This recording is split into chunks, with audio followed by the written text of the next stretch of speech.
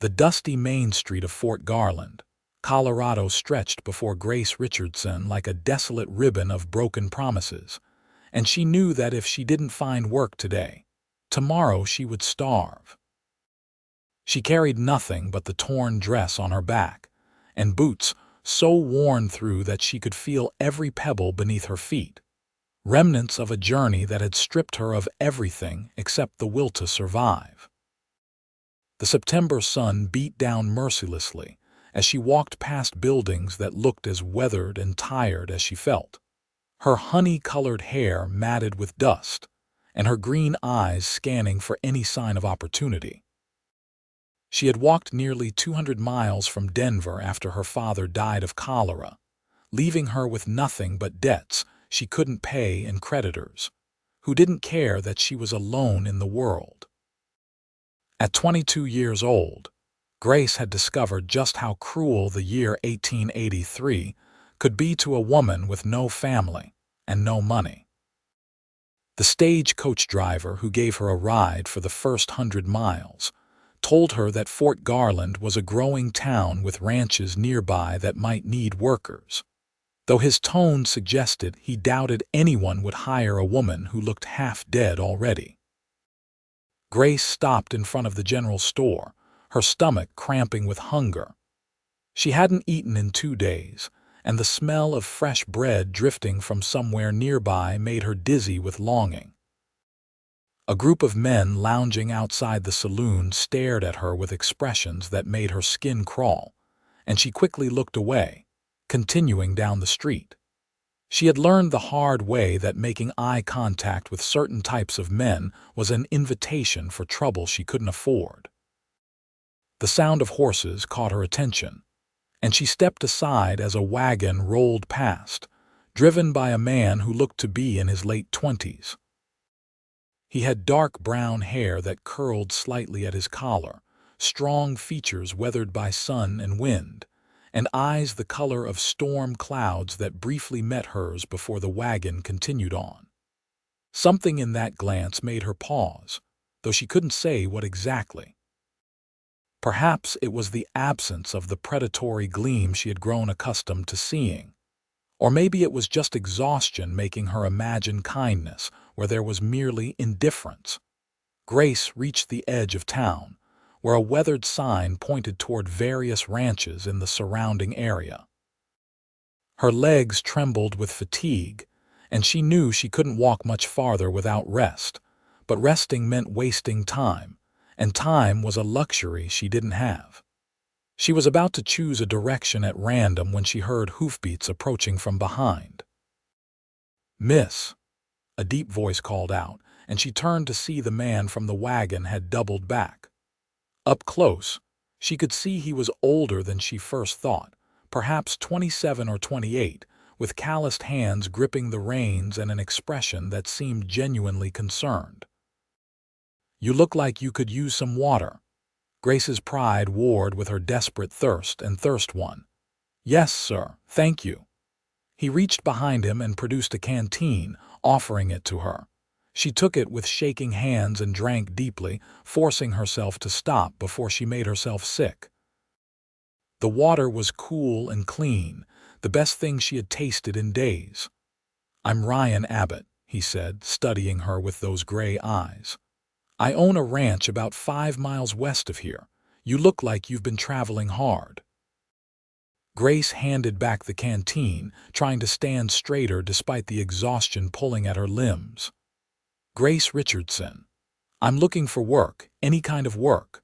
I can cook, clean, mend clothes, help with animals. I'm a fast learner and I'm not afraid of hard work." Ryan was quiet for a moment, and Grace held her breath, waiting for the inevitable rejection.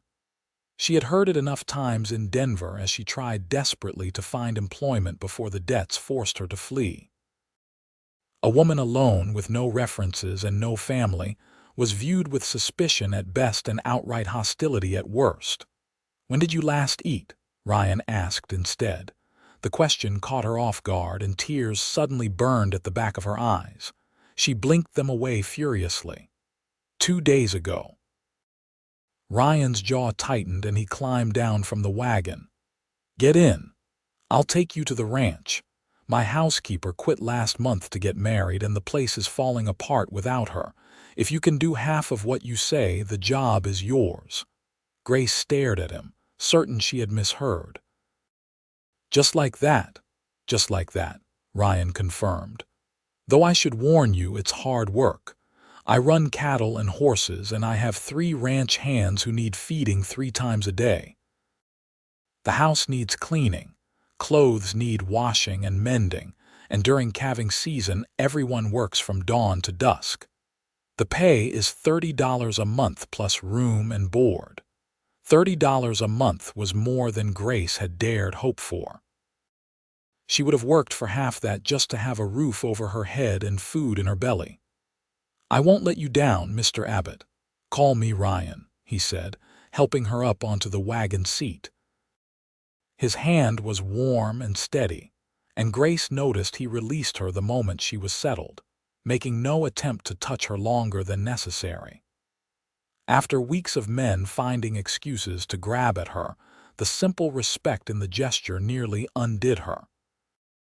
The ride to the ranch gave Grace her first real chance to look at the man who had just offered her salvation. Ryan sat easily on the wagon seat, his body moving with the rhythm of the vehicle in a way that spoke of years spent outdoors. His clothes were well made but worn, practical rather than fancy, and his boots showed the scuffs and dust of honest work.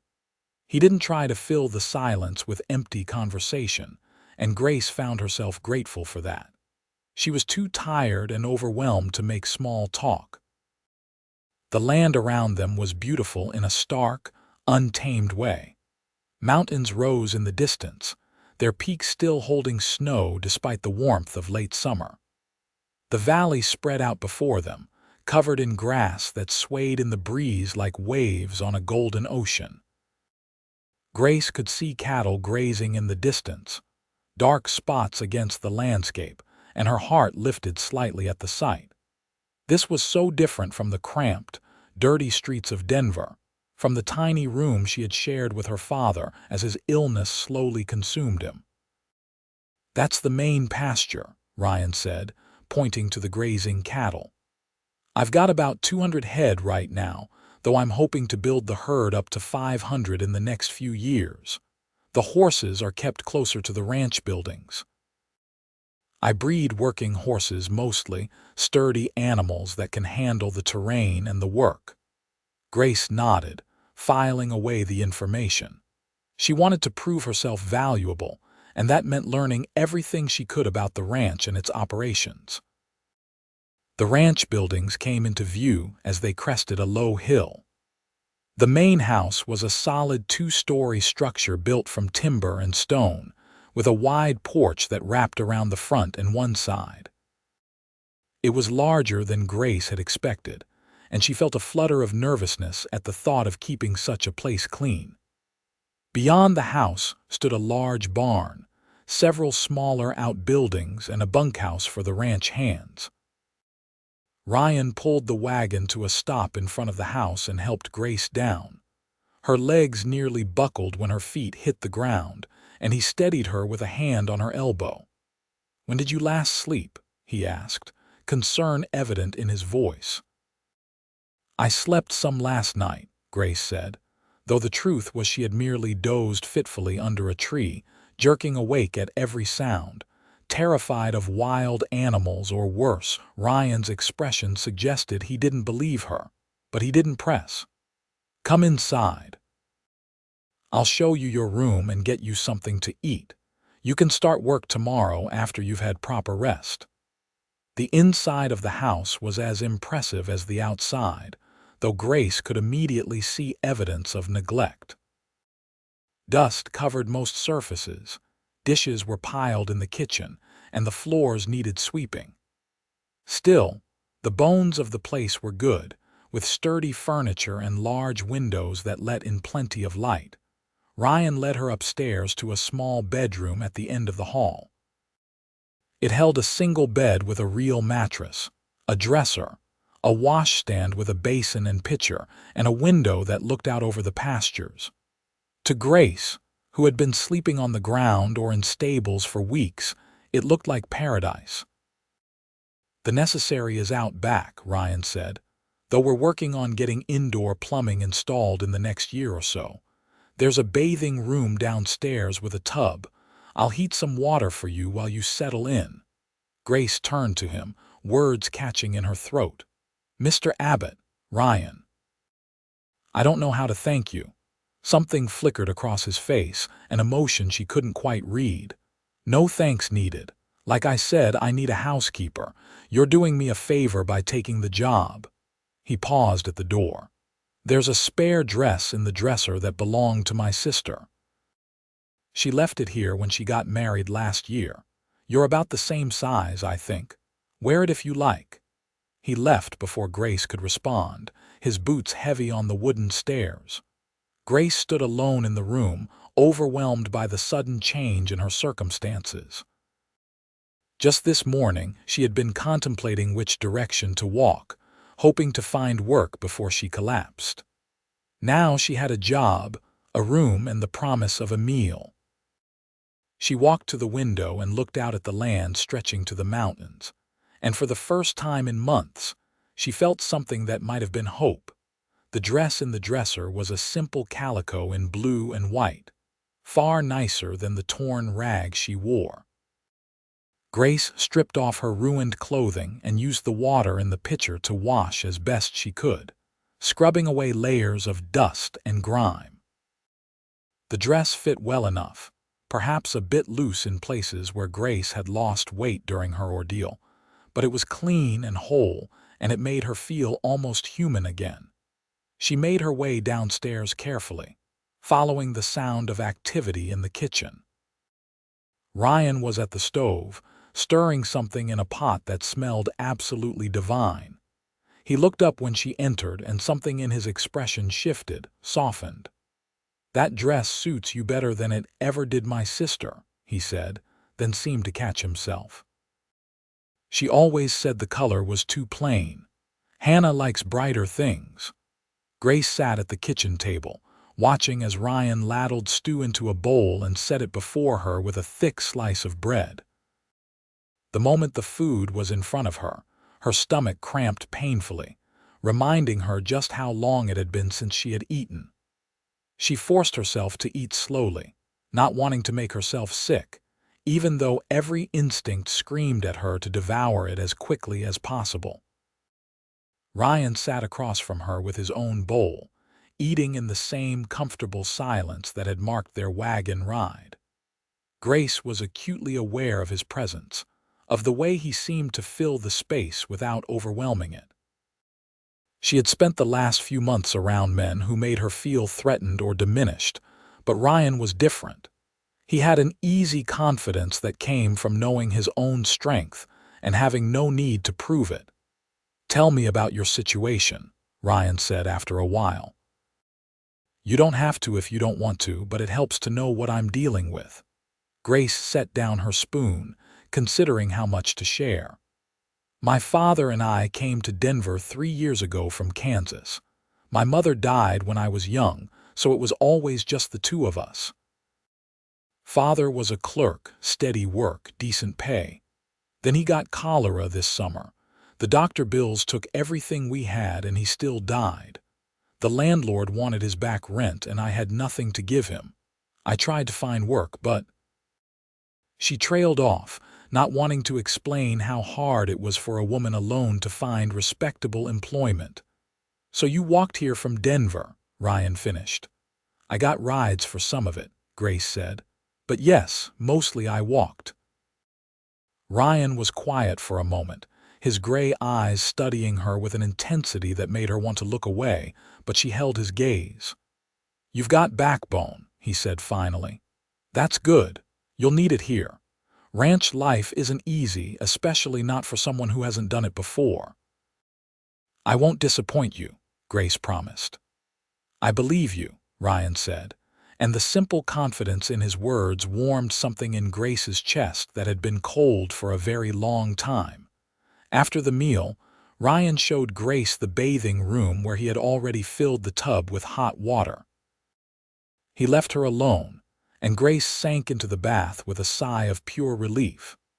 She scrubbed her hair and body until she was pink and clean, washing away the grime of her journey and the terror of the last few months. When she finally emerged, wrapped in a towel she found hanging nearby, she felt more like herself than she had since her father fell ill. She made her way back to her room, exhaustion finally catching up with her now that she was safe and fed. The bed was soft beneath her, the quilt smelling of lavender and sunshine. Grace meant to stay awake long enough to properly appreciate her good fortune, but sleep claimed her almost the moment her head touched the pillow. She woke to morning light streaming through the window and the sound of roosters crowing. For a moment she was disoriented, unable to remember where she was. Then it all came rushing back: Ryan's kindness, the ranch, her new job. Grace sat up quickly, panic flooding through her. What time was it? Had she overslept? Were the ranch hands waiting for breakfast? She dressed quickly in the calico dress and hurried downstairs, her hair hastily braided. The kitchen was empty, but she could see through the window that the sun was still low on the horizon. Relief washed through her. She hadn't overslept after all. Grace explored the kitchen, familiarizing herself with where things were kept. The pantry was well stocked with flour, cornmeal, beans, salt pork, and various preserves. There was a cold cellar with eggs, butter, and milk. She found coffee and started a pot, then began mixing biscuit dough, falling into the familiar rhythm of cooking. Her father had never been much use in the kitchen, so Grace had learned young how to prepare meals. She was sliding a pan of biscuits into the oven when she heard boots on the porch. Ryan entered, his hair damp as if he had just washed at the pump outside. He stopped short when he saw her at the stove. "You should have slept longer," he said. "I told you that you could start today." "I've slept enough," Grace replied, which was true. She had slept harder and better than she had in months. "The biscuits will be ready soon, and I'm making gravy and eggs. Will the ranch hands be eating here?" "Usually," Ryan said, "though they've been making do with whatever they could cobble together since Maria left. Fair warning, they're going to be curious about you. They're good men, but they like to talk." Grace nodded, stirring the gravy. She was used to being the subject of gossip and speculation. "I can handle curious." The ranch hands arrived just as Grace was setting the food on the table. They were a varied group. An older man named Chester with a gray beard and kind eyes, a Mexican man named Miguel who looked to be in his 30s, and a young man who couldn't have been more than 19 named Tom. They all stopped short when they saw Grace, exchanging glances that clearly said they hadn't been warned about the new housekeeper. "Boys, this is Grace Richardson," Ryan said. "She's taken over Maria's job. I expect you to treat her with respect." "Yes, sir," they chorused, removing their hats and taking seats at the table. The meal passed with the men making awkward small talk and stealing glances at Grace when they thought she wasn't looking. She ignored it, focusing on eating her own meal and making mental notes about how much food disappeared. She would need to adjust her cooking to account for the appetites of working men. After breakfast, the men headed out to their work, and Grace began tackling the accumulated mess in the house. She washed dishes, swept floors, beat dust from rugs, and scrubbed surfaces until her arms ached. It was hard work, but it was honest work, and she was good at it.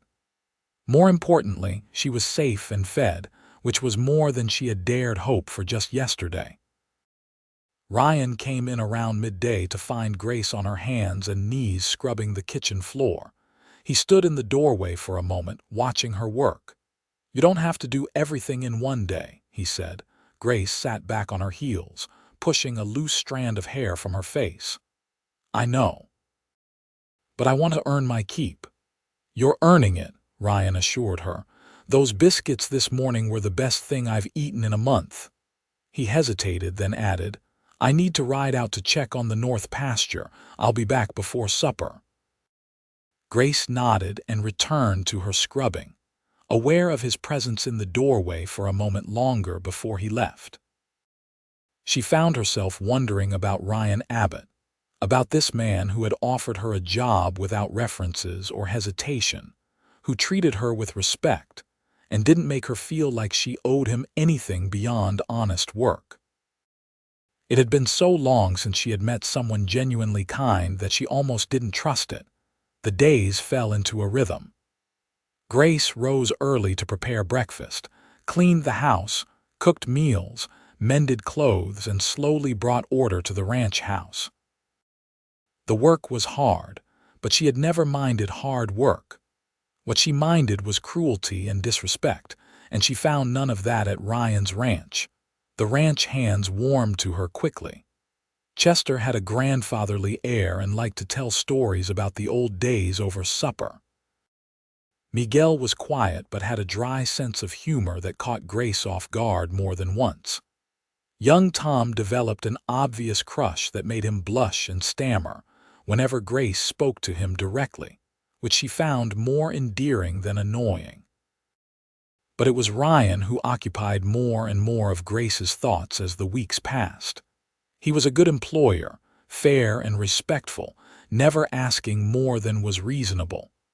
But beyond that, she found herself noticing things about him. The way he was always the first one up in the morning, heading out to check on the animals before the sun rose. The careful attention he paid to his ranch hands, asking about their families and concerns. The gentleness with which he treated the horses, speaking to them in a low, soothing voice as he worked with them. Grace told herself firmly that noticing such things was natural. Ryan was her employer, and it made sense to pay attention to his moods and habits. It didn't mean anything beyond that. She was grateful for the job and the safety it provided, and she wasn't foolish enough to risk it by developing feelings that couldn't be returned. October arrived, bringing cooler temperatures and the first hints of the winter to come. Grace had been at the ranch for nearly 6 weeks, and she felt herself growing stronger with each passing day. The hollow look had left her face, and she no longer jumped at every sudden sound. The nightmares about being alone and starving had faded, replaced by peaceful sleep. She was hanging laundry on the line behind the house one afternoon when she heard horses approaching. Grace looked up to see a group of riders, at least a dozen men, riding hard toward the ranch. Something about the way they rode sent alarm bells ringing in her head. Grace dropped the shirt she was holding and ran for the barn where she knew Ryan was working with one of the horses. "Ryan," she called as she entered. "There are men coming, a lot of them." Ryan emerged from one of the stalls, his expression immediately serious. "How many?" "I counted 12, maybe more." Ryan moved past her to the barn door, looking out at the approaching riders. Grace saw his jaw tighten. "Go to the house," he said quietly. "Lock the doors and stay inside no matter what happens." "What's going on?" Grace asked, fear creeping up her spine. "Those are Garrett's men," Ryan said. "He owns the ranch to the east. We've had disputes about water rights and land boundaries. He's been trying to force me to sell to him for over a year now." "What's he going to do?" "Nothing good," Ryan said grimly. He turned to her, his gray eyes intense. "Grace, I need you to promise me you'll stay in the house. These aren't good men, and I don't want you anywhere near them." Grace wanted to argue, but the genuine worry in his face stopped her. She nodded and ran for the house, her heart pounding. From the kitchen window, she watched as the riders pulled up in the yard. Ryan stood in the barn doorway, arms crossed, apparently unconcerned, though Grace could see the tension in his shoulders. A big man with a scarred face dismounted and swaggered toward Ryan. Grace couldn't hear what was being said, but she could see the aggressive posture of the man, the way he gestured and shouted. Ryan remained still, his voice low when he responded. Chester, Miguel, and Tom emerged from wherever they had been working, moving to stand behind Ryan in a show of solidarity. The math wasn't good, though, 4 men against 12. Grace's hands clenched at her sides as she watched, helpless. The confrontation seemed to go on forever, though it couldn't have been more than a few minutes. Finally, the scarred man spat on the ground near Ryan's feet and remounted his horse. The riders wheeled around and thundered off, leaving a cloud of dust in their wake. Grace waited until they were out of sight before unlocking the door and running out to the barn. Ryan was talking to the ranch hands, his voice calm but serious. He looked up when Grace approached. "What did they want?" she asked. "Same thing they always want," Ryan said. "For me to sell and get out. Garrett's made it clear he intends to own this whole valley and my ranch is in his way." "Can't you go to the law?" Grace asked. Chester let out a bitter laugh. "The sheriff is in Garrett's pocket, miss, has been for years." "We'll manage," Ryan said firmly. "We always have. But everyone needs to be careful from now on. No one goes anywhere alone and we keep the rifles close." That night, Grace couldn't sleep. She lay in her bed, listening to every creak and groan of the house, imagining riders returning in the darkness. When she finally did drift off, she dreamed of her father, of watching him waste away while she was powerless to help. She woke with tears on her face and a hollow ache in her chest. Unable to lie still any longer, Grace rose and pulled on a shawl over her nightgown. She made her way downstairs quietly, intending to warm some milk to help her sleep. She was surprised to find lamplight coming from the kitchen. Ryan sat at the table, a cup of coffee in front of him and papers spread out before him. He looked up when she entered and Grace saw the exhaustion in his face. "Couldn't sleep either?" he asked. Grace shook her head. "I kept thinking about those men coming back." "They won't come back tonight," Ryan said. "Garrett's trying to intimidate me, but he's not stupid enough to do anything that would bring federal attention. Not yet, anyway." Grace poured herself some milk and sat down across from him. "Why does he want your land so badly?" Ryan leaned back in his chair, running a hand through his hair. "Water, mostly. I've got the best water access in the valley and my land connects his 2 biggest parcels. If he had my ranch, he could control most of the resources in the area. He could set whatever prices he wanted, push out the smaller ranchers, basically own everything. And you won't sell." "This ranch is all I have," Ryan said simply.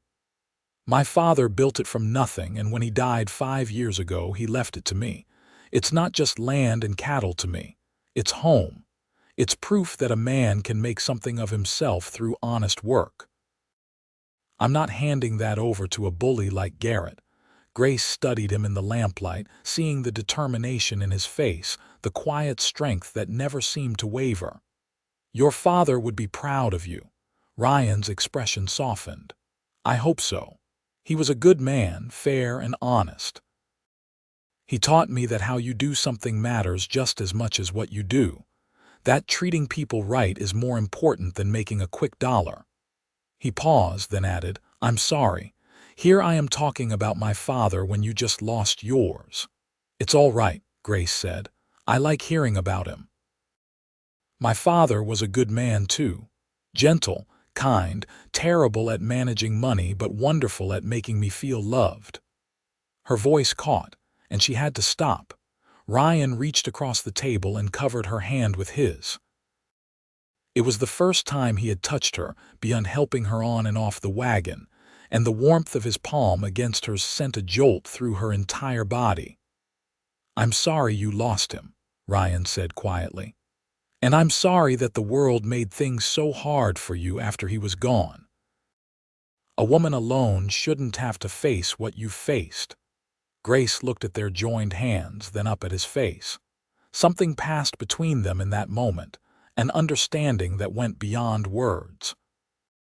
She saw herself reflected in his eyes, not as the desperate woman who had stumbled into town weeks ago, but as someone stronger, someone who had survived and would continue to survive. "Thank you," she whispered, "for everything, for giving me a chance when no one else would, for treating me like I matter." "You do matter," Ryan said, and the intensity in his voice made her breath catch. "You matter a great deal." They sat like that for a long moment, hands joined across the table, the lamplight casting shadows around them. Grace felt something shift inside her, a wall she had built around her heart beginning to crack. She had told herself not to develop feelings for Ryan, that it was foolish and dangerous and could only end badly. But sitting there with his hand warm on hers, she realized it was far too late for such warnings. She was falling in love with Ryan Abbott, and there wasn't a thing she could do to stop it. The moment was broken by the sound of a horse whinnying in the barn, and Ryan reluctantly pulled his hand back. "I should check on that," he said, pushing back from the table. "Try to get some sleep, Grace. Tomorrow's another long day." Grace nodded and watched him go, his broad shoulders silhouetted against the darkness as he stepped outside. She sat alone in the kitchen for a while longer, her hand still tingling where he had touched her, her heart beating too fast in her chest. The next morning brought a return to routine, but Grace found herself hyper-aware of Ryan's presence in a way she hadn't been before. She noticed the way his eyes sought her out when he entered a room, the small smile that touched his lips when she said something that amused him, the careful way he made sure never to crowd her or make her uncomfortable. She wondered if he felt it too, this pull between them, or if she was imagining things that weren't there. Grace had no experience with romance. She had been too busy caring for her father to think about courtship, and after his death, she had been too focused on survival. She didn't know how to read the signs or what to do with the feelings growing in her chest. November arrived with the first snow, dusting the mountains and valley in white. The work on the ranch changed with the season, focusing more on making sure the animals had shelter and feed for the winter ahead. Grace learned to cook for cold weather, preparing hearty stews and soups that would warm the men after long hours working in the freezing temperatures. One evening, as she was preparing supper, Ryan came into the kitchen carrying a large package wrapped in brown paper. "This came for you," he said, setting it on the table. Grace looked up in surprise, her hands covered in flour from the bread she was kneading. "For me?" "But I haven't ordered anything. It's from my sister, Hannah," Ryan explained. "I wrote to her about you, and she sent some things she thought you might need." Grace wiped her hands on her apron and carefully unwrapped the package. Inside were 3 dresses, a warm coat, a pair of sturdy boots, and various undergarments and accessories. Everything was practical but well made, clearly chosen with thought and care. "I can't accept this," Grace said, even as her fingers traced the soft wool of the coat. "It's too much." "Hannah wants you to have them," Ryan said. "She said any woman brave enough to walk from Denver to Fort Garland deserves to be properly outfitted for winter. Besides," he added with a smile, "she's married to a successful merchant in Denver. She can afford to be generous." Grace felt tears prick at her eyes. She had been wearing the same calico dress for weeks, washing it every few days and making do. The thought that someone she had never met cared enough to send her clothing was almost overwhelming. "Please thank her for me," Grace said. "I don't know what to say." "You don't have to say anything," Ryan replied. He hesitated, then added, "Hannah wants to meet you. She's planning to visit for Christmas if the weather holds. I hope that's all right." "Of course," Grace said quickly. "This is your home. You don't need my permission for your sister to visit." "I know," Ryan said, "but I wanted to make sure you were comfortable with it. I know you value your privacy." The consideration in his words touched her deeply. Grace had grown used to men who didn't care about her comfort or preferences, and Ryan's thoughtfulness never failed to surprise her. Christmas preparations kept everyone busy as December arrived. Grace threw herself into cooking and cleaning, determined to make the holiday special. She baked pies and cookies, prepared a ham, and even managed to make candies using a recipe Chester's mother had taught him years ago. Hannah Abbott arrived 2 days before Christmas with her husband, a cheerful man named Samuel Winters who owned a dry goods store in Denver. Hannah was a whirlwind of energy, tall like her brother with the same gray eyes and a quick smile. She embraced Grace like an old friend the moment they met. "I've been dying to meet you," Hannah said. "Ryan's letters have been full of your praises. He says you've transformed the ranch house." Grace blushed, unused to such open warmth. "I've just been doing my job." "Nonsense," Hannah said firmly. "Ryan says you're the best housekeeper he's ever had, and considering Maria worked here for 10 years, that's quite the compliment." She lowered her voice conspiratorially. "He also mentions you in every letter, which he never did with Maria. I think my dear brother is quite taken with you." "Hannah," Samuel said in a mildly reproving tone, "you're embarrassing the poor woman." Hannah just laughed, but Grace found herself hoping desperately that what Hannah said was true. The feelings she had for Ryan had only grown stronger with each passing day, until she could no longer pretend they didn't exist. She loved the way he was patient with the young horses he trained, the fairness with which he treated his workers, the quiet strength he showed in the face of threats from Garrett. She loved his rare smiles, the sound of his laugh, the way his presence made her feel safe in a way she hadn't felt since her father died. Christmas Day was a joyous affair. The whole household gathered for a feast that Grace had spent days preparing. There were gifts exchanged, modest but thoughtful. Chester gave Grace a carved wooden spoon he had made himself. Miguel gave her a leather bookmark. Tom gave her a collection of wildflower seeds for planting in the spring, his face bright red as he handed them over. Ryan's gift came last. He handed her a small box wrapped in fabric, looking almost nervous as she opened it. Inside was a delicate silver locket on a chain. Grace gasped when she saw it. "I thought you might like to put a picture of your father inside," Ryan said quietly. "I know how much you miss him." Grace couldn't speak past the lump in her throat. She carefully lifted the locket from the box, marveling at its beauty. It was the most thoughtful gift anyone had ever given her. "Help me put it on," she asked, her voice barely above a whisper. Ryan moved behind her, his fingers gentle as he fastened the clasp at the back of her neck. Grace could feel the warmth of his breath on her skin, and she closed her eyes, overwhelmed by his nearness and the feelings surging through her. When she turned around, she found him looking at her with an expression that made her heart race. There was something in his eyes, something tender and wanting and almost frightened, as if he too was afraid of what was growing between them. "Thank you," Grace said. "It's beautiful." "You're welcome," Ryan replied, and the way he said it, the way he looked at her, made Grace certain that Hannah had been right. Ryan did have feelings for her. The question was what either of them was going to do about it. That night, after everyone had gone to bed, Grace found herself unable to sleep again. She wrapped herself in the new coat Hannah had sent and stepped out onto the front porch. The night was cold and clear, stars scattered across the sky like diamonds on black velvet. Snow covered everything in a blanket of white that glowed in the moonlight. She heard the door open behind her and wasn't surprised when Ryan stepped out, pulling on his own coat. "Couldn't sleep?" he asked, echoing that conversation from weeks ago. "Too much excitement," Grace said with a small smile. "I'm not used to holidays being happy anymore."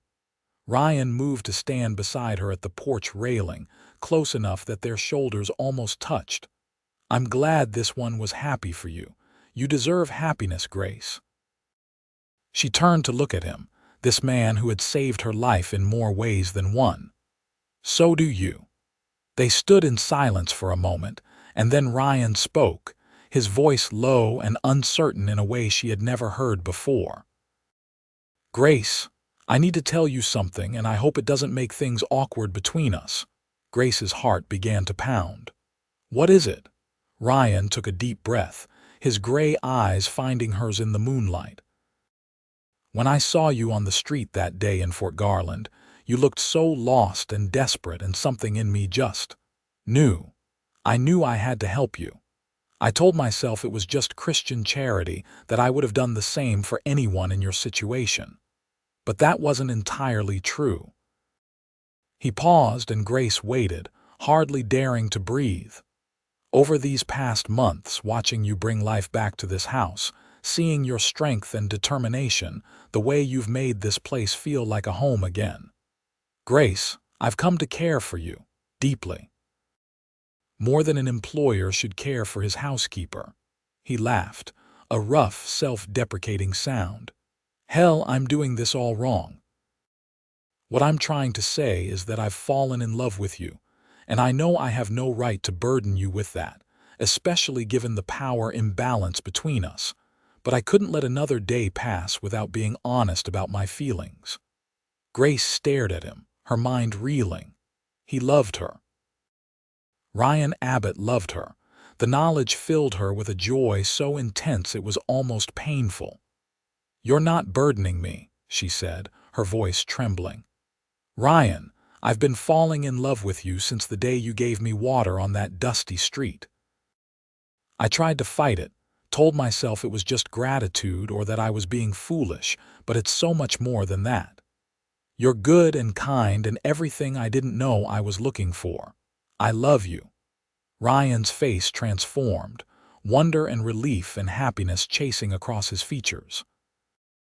"Grace," he breathed, and then his hands were cupping her face, his thumbs brushing away tears she hadn't realized were falling.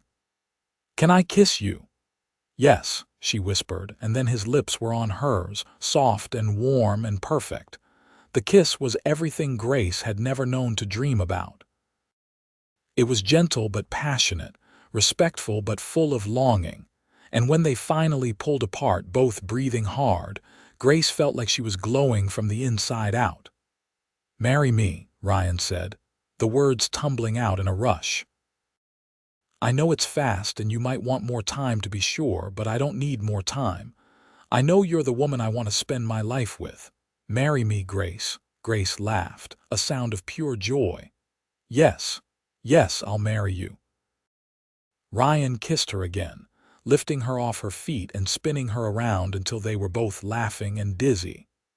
When he set her down, he kept his arms around her, holding her close against his chest. Grace could hear his heart beating fast and strong, matching the rhythm of her own. "I want to do this right," Ryan said. "I want to court you properly, give you the romance you deserve, but I also want everyone to know that you're mine and I'm yours, if that's all right with you." "That's more than all right," Grace said, resting her head against his shoulder. "I've never wanted anything more." They stood together on the porch for a long time, wrapped in each other's arms, watching the stars and making plans for their future. Grace thought about how far she had come from that desperate woman walking the streets of Fort Garland. She had come to this place with nothing to lose, and Ryan had given her everything to gain: safety, purpose, love, and a home. The next morning, Ryan announced their engagement at breakfast. Hannah squealed and hugged Grace so hard she could barely breathe. Samuel shook Ryan's hand with a knowing smile. The ranch hands offered congratulations, with Chester looking particularly pleased and Tom looking somewhat disappointed before rallying to offer his good wishes. "When's the wedding?" Hannah demanded. "Please tell me I can help plan it." "Spring," Ryan said, looking at Grace for confirmation. "We thought April, when the weather is good and the wildflowers are blooming." "April is perfect," Hannah agreed, already making plans out loud. The winter passed in a blur of happiness. Ryan courted Grace with a sweetness that made her fall even more deeply in love with him. He brought her wildflowers when he found them poking through the snow, carved her name with his in a tree near the house, and spent every evening he could spare talking with her about everything and nothing. They talked about their dreams for the ranch, about the family they wanted to build, about the lives they had lived before they found each other. Grace learned that Ryan had been engaged once before, to a woman named Catherine who had decided ranch life was too hard and broken it off to marry a banker in Denver. The experience had left him wary of trusting his heart again, which made his vulnerability with Grace all the more precious. Grace shared her own fears, her worry that she wasn't good enough for him, that he would wake up one day and regret choosing her. Ryan always kissed away those fears, telling her over and over that she was exactly what he wanted, exactly what he needed. The threat from Garrett didn't disappear, but it faded into the background of their happiness. There were a few more incidents, cattle gone missing, fences cut, but nothing as dramatic as that confrontation in October. Ryan remained vigilant, but he refused to let Garrett's intimidation tactics steal his joy. In February, disaster struck from an unexpected quarter. A sudden storm brought heavy snow and dangerous cold. Ryan and the ranch hands worked around the clock to bring cattle to shelter and make sure the animals had enough feed. On the third day of the storm, Miguel's horse slipped on ice while they were checking on the herd in the north pasture. Miguel was thrown, landing hard on his shoulder. They brought him back to the ranch house where Grace did her best to tend to him, but it was clear he needed a doctor. The storm was still raging too hard to risk the trip to town, so they made Miguel as comfortable as possible and waited.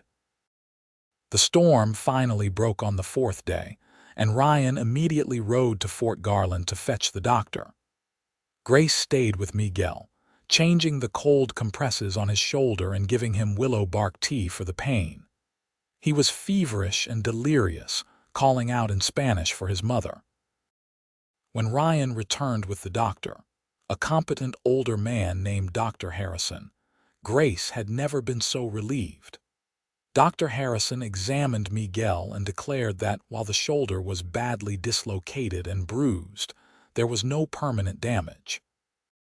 He reset the shoulder, a procedure that made Miguel cry out despite his determination to stay quiet, and left medicine and instructions for his care.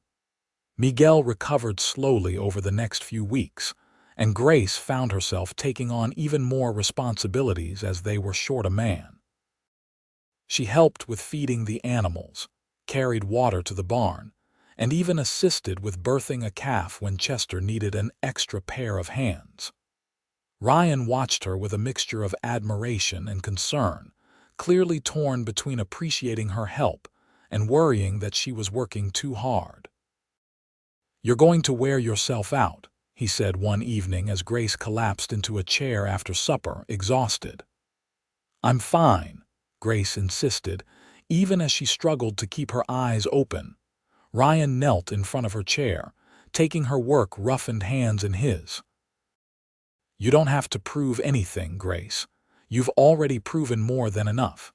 I fell in love with you when you were at your lowest, and I love you just as much now when you're at your strongest. You don't have to keep pushing yourself like this." Grace looked at him, this good man who saw her so clearly, and felt tears sting her eyes. "I just want to be useful. I want to deserve everything you've given me." "You deserve it by existing," Ryan said firmly. "By being the woman you are, smart, strong, kind, brave. I'm the lucky one, Grace. Don't ever doubt that." He kissed her then, soft and sweet, and Grace let herself believe him. She let herself accept that she was loved not for what she could do or provide, but simply for being herself. March brought the first signs of spring and Miguel's full recovery. He returned to work with his arm in a sling at first, then gradually resumed his full duties. The ranch came alive with new life as calves were born, and the horses grew restless with the changing season. Wedding preparations consumed whatever free time Grace had. Hannah made several trips from Denver, bringing fabric for a wedding dress and ideas for decorating.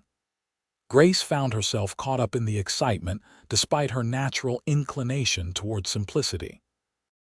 She wanted to look beautiful for Ryan on their wedding day, wanted to give him a celebration worthy of the love they shared.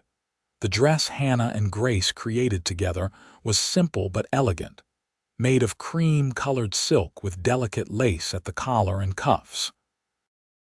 Grace had never owned anything so fine, and when she tried it on for the final fitting, she barely recognized the woman staring back at her from the mirror. Gone was the desperate, hollow-eyed girl who had stumbled into Fort Garland. In her place stood a woman with color in her cheeks and confidence in her bearing, a woman who was loved and knew it.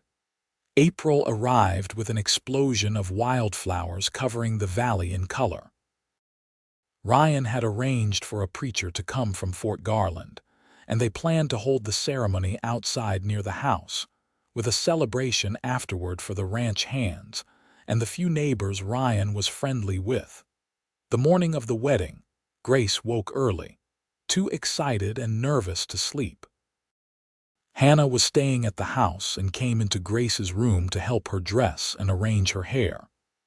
As Hannah worked, chattering happily about the day ahead, Grace felt a pang of sadness that her father wasn't there to see her wed. She touched the locket Ryan had given her, which now held a small photograph of her father that Hannah had helped her get made. "He would be so proud of you," Hannah said softly, seeing where Grace's hand had gone. "And he would love Ryan for making you happy." "I think he would," Grace agreed, smiling through her tears. When she was ready, Hannah led her downstairs and out to where the ceremony would take place. Chairs had been set up facing a simple arbor that Chester and Tom had built, decorated with wildflowers and trailing vines. A small group of people had gathered, more than Grace had expected. She recognized some of the neighbors, the doctor from town, even the storekeeper where Ryan bought supplies. But she only had eyes for Ryan, standing beneath the arbor in a new suit, his dark hair neatly combed and his gray eyes fixed on her with such love that it took her breath away. As she walked toward him, Grace reflected on the strange path that had brought her to this moment. She had lost everything and been saved by a stranger's kindness. She had found work and shelter and slowly rebuilt herself. And in the process, she had found love in a place she never expected. The ceremony was simple and beautiful. The preacher spoke about commitment and partnership, about building a life together through good times and bad. When it came time for vows, Ryan's voice was strong and clear. "Grace, from the moment I met you, you've been changing my life for the better. You brought light back into this house and joy back into my heart.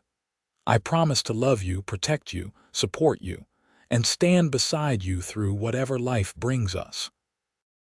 You came into my life with nothing, and I promise to spend the rest of my days making sure you have everything you could ever want or need. I love you." Grace blinked back tears as she spoke her own vows. "Ryan, you saved my life in more ways than one. You gave me hope when I had none, purpose when I was lost, and love when I needed it most. I promise to be your partner, your friend, and your wife. I promise to stand beside you, to support your dreams, to make this ranch a home for our family. I love you with everything I am." The preacher pronounced them husband and wife, and Ryan kissed her as their guests cheered and applauded. Grace felt happiness bubble up inside her, so intense it was almost overwhelming. She was Grace Abbott now, wife to the man she loved, mistress of this beautiful ranch, home at last after being lost for so long. The celebration that followed was joyful and lively. There was food and music, dancing and laughter. Grace danced with Ryan, with Chester, with Miguel and Tom, even with Dr. Harrison, who proved surprisingly light on his feet. Hannah cried happy tears and hugged them both so many times that Samuel finally had to pull her away, laughing. As the sun began to set, painting the sky in shades of pink and gold, Ryan pulled Grace away from the party. He led her to the tree where he had carved their names months before, now surrounded by blooming wildflowers. "Happy?" he asked, pulling her into his arms. "Happier than I ever thought possible," Grace replied truthfully. "I keep thinking I'm going to wake up and find this was all a dream." "It's not a dream," Ryan assured her, kissing her forehead.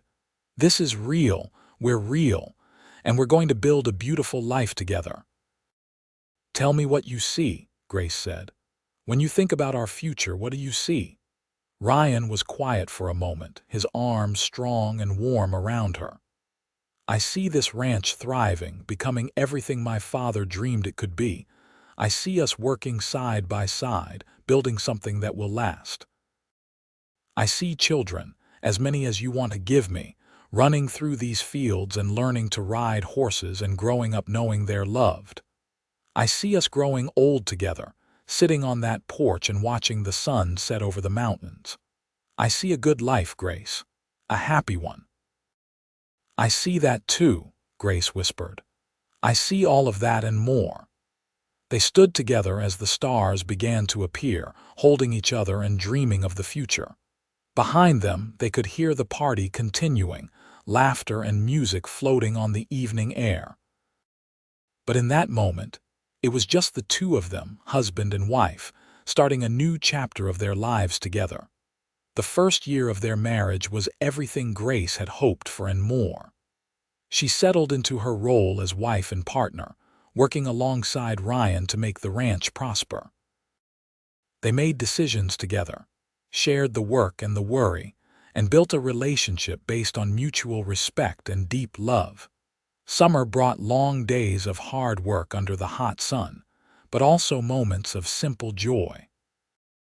Swimming in the creek to cool off, stolen kisses in the barn, lazy Sundays when they did nothing but lie in the grass and watch the clouds drift by.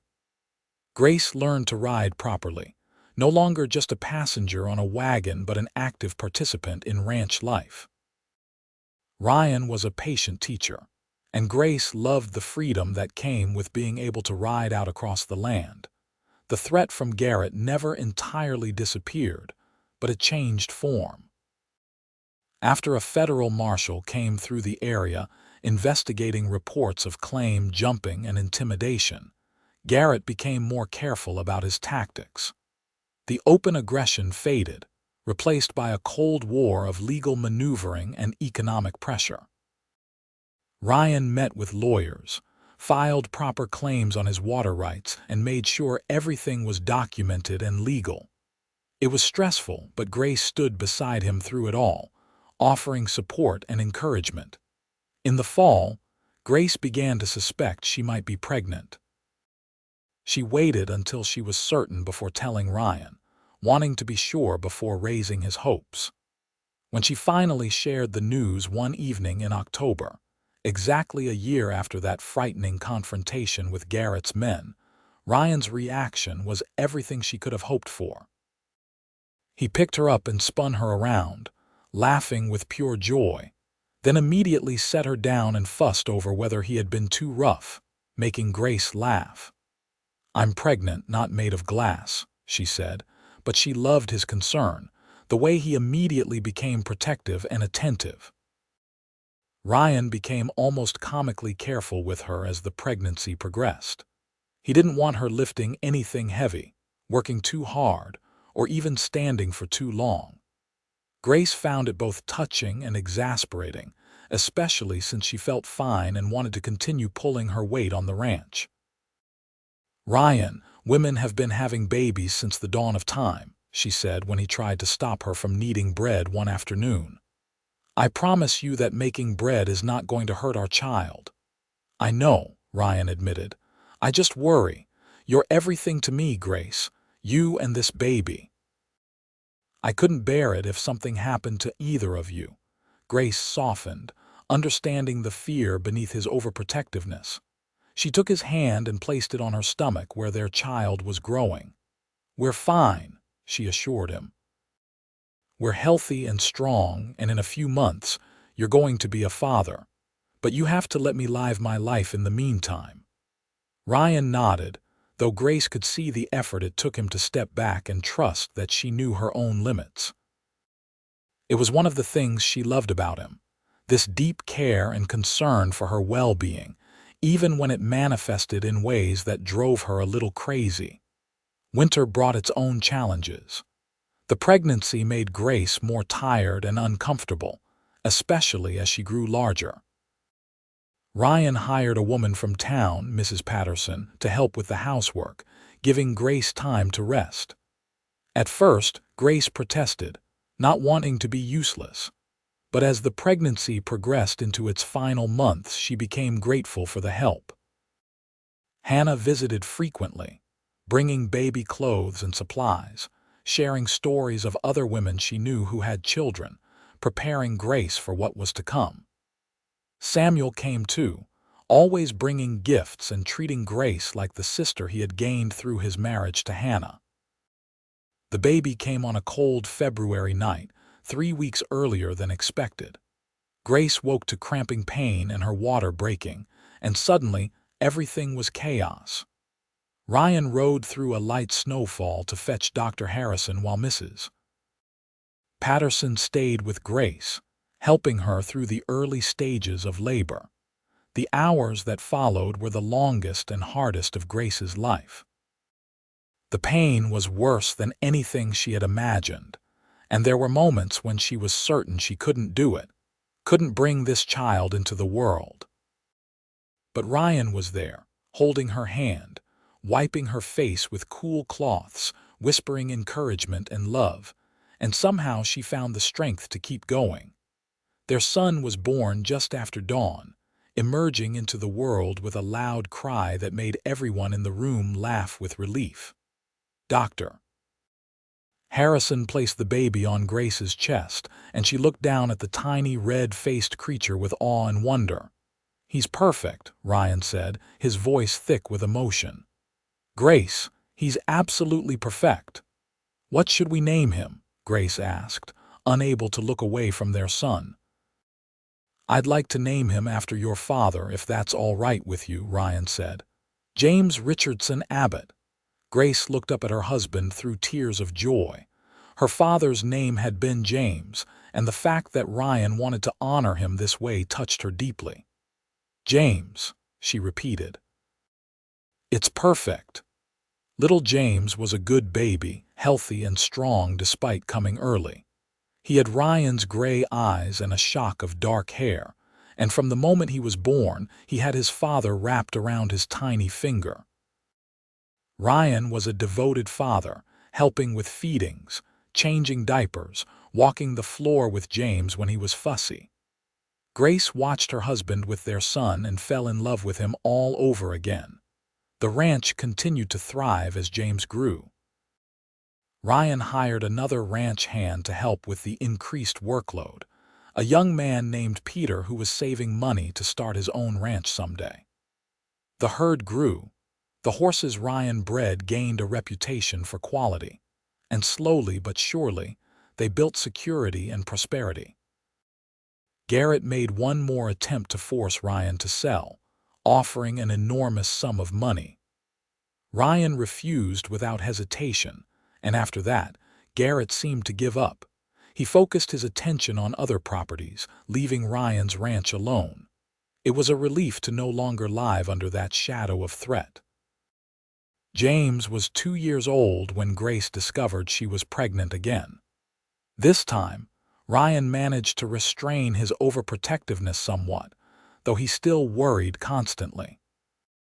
Their second child, a daughter they named Emma Rose, was born on a beautiful spring day, and James was fascinated by his new sister. Life settled into a happy rhythm. The ranch prospered, the children grew, and Grace and Ryan's love deepened with each passing year.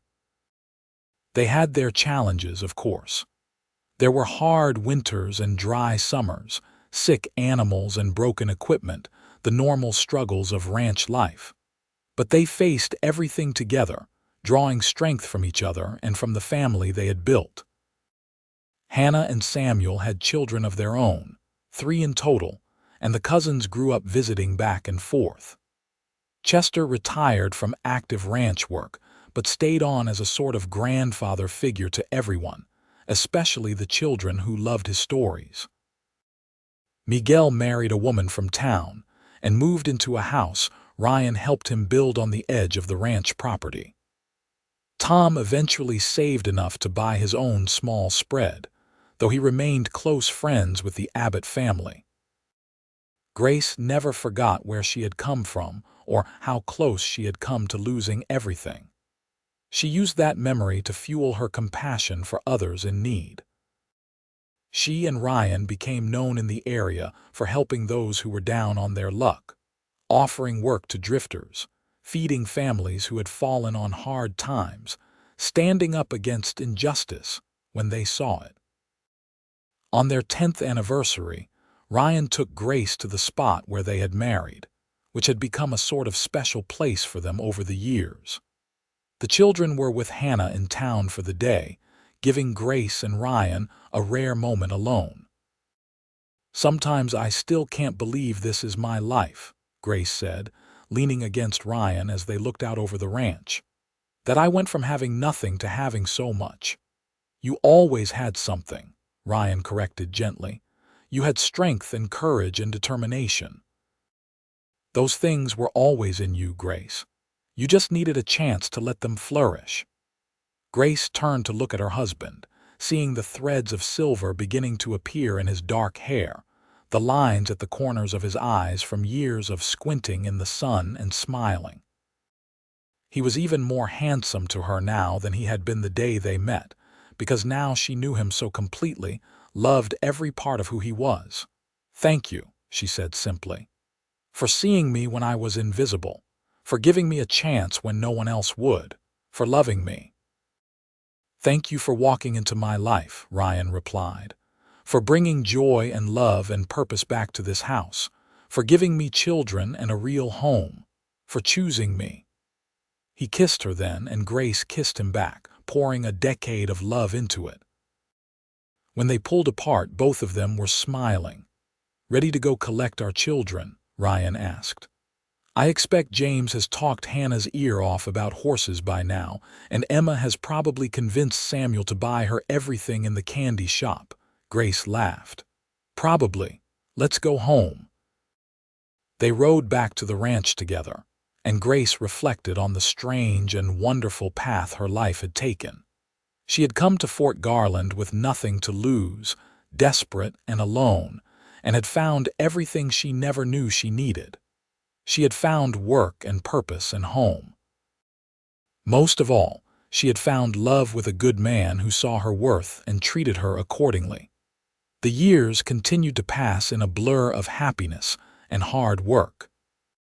James grew into a serious young man who loved the ranch as much as his father did, learning everything Ryan could teach him about cattle and horses and land management. Emma was more interested in books and learning, and Grace made sure her daughter had every opportunity to develop her mind, even in their remote location. They had one more child, another son they named Matthew, who proved to be the most adventurous of the 3, always climbing things and getting into trouble. Grace and Ryan grew older together, their love deepening into something solid and unshakable. They knew each other so well that they could communicate with a look, finishing each other's sentences and anticipating each other's needs. They still made time for themselves, for quiet moments on the porch watching the sunset, for dancing in the kitchen when no one was around, for lying in bed at night and talking about everything and nothing. When Grace was 45 and Ryan was 50, they became grandparents for the first time. James married a sweet girl from town named Sarah, and they had a baby boy they named Ryan James Abbott. Grace held her grandson for the first time and felt the circle complete. She had been given so much, and now that blessing was flowing to the next generation. The ranch that Ryan had fought so hard to keep had become a legacy, something that would be passed down through their family for generations. Grace took pride in knowing that her children and grandchildren would grow up here, on this land that had given her everything. Years later, when Grace was in her 60s, she and Ryan were sitting on the porch on a summer evening, watching their grandchildren play in the yard. There were 5 of them now, ranging in age from toddler to early teens, and their laughter filled the air. "Do you ever think about that day we met?" Ryan asked, taking her hand. Grace smiled. "All the time. I think about how scared I was, how desperate. I think about how you stopped and offered me water when you could have just ridden past. I think about how my whole life changed in that moment." "Mine too," Ryan said. "I didn't know it at the time, but I was waiting for you. This place needed you, I needed you." "We needed each other," Grace corrected.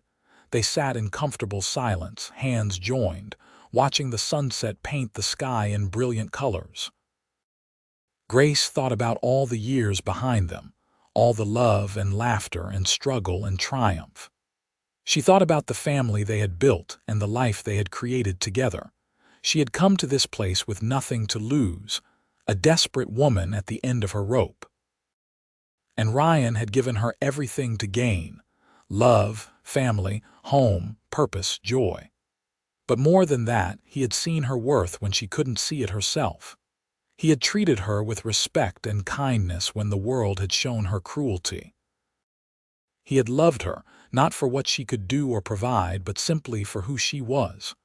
"I love you," Grace said, squeezing Ryan's hand. "I love you too," Ryan replied. "Always have, always will." As the stars began to appear in the darkening sky, Grace felt a profound sense of contentment. Her life had not turned out the way she expected when she was a young girl in Kansas. It had been harder, more painful, more challenging than anything she could have imagined.